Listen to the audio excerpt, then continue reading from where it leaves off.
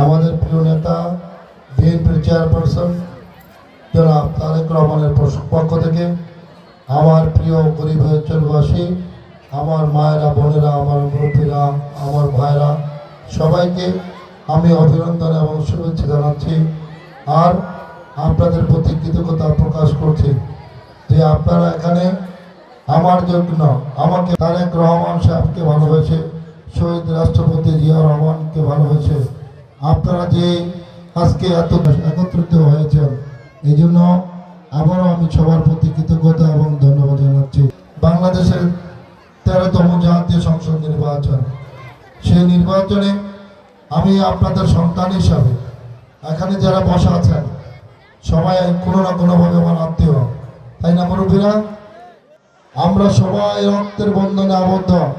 মঞ্চে যে সমস্ত নেতৃবৃন্দ আছেন, সুতরাং আলালপুর আমার পরিবার, আলালপুর কি আমার এই পরিবারের সন্তান হিসাবে বিএনপির চেয়ারপারসন জনাব তারেক রহমান আপনাদের উপর আস্থা রেখে আপনাদের সন্তান, আপনাদের ভাইকে ধানের শীষের প্রার্থী করে, কোন ধানের শীষের প্রার্থী হয়েছে, তাই না?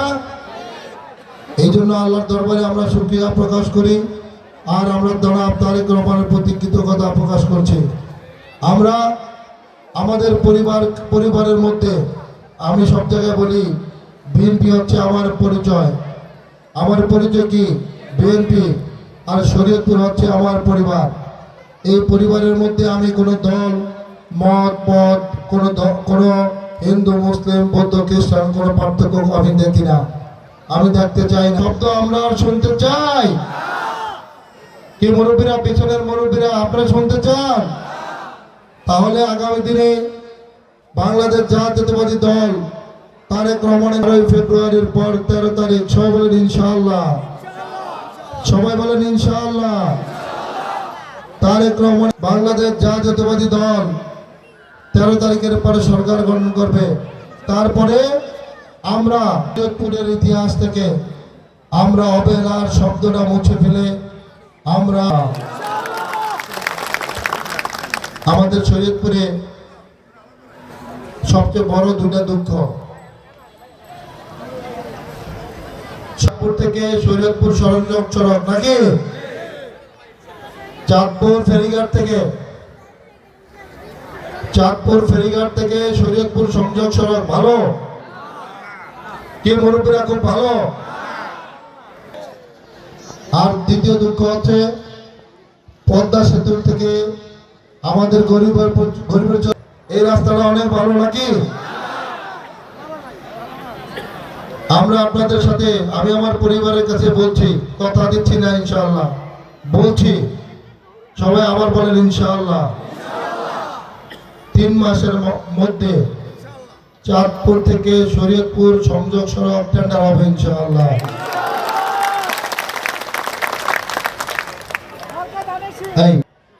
এখানে আমার সব আত্মীয় স্বজন, আমার পরিবার নাকি ভাইরা, কি বোনেরা?